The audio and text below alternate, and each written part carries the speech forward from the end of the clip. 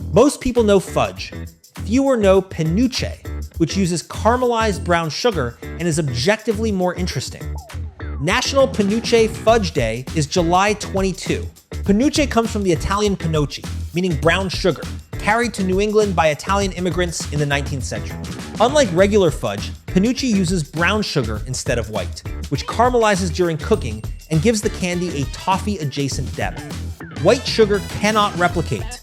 It is lighter in texture, almost praline-like, typically vanilla-flavored, and sometimes made with walnuts or pecans.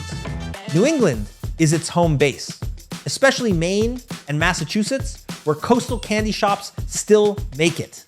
The color is the tell, warm tan, not chocolate brown. What do you put in yours? Penuche is genuinely easy to make at home. Brown sugar, butter, milk, vanilla, a candy thermometer, and patience at the softball stage. Walnuts or pecans if you want structure. Let it set properly.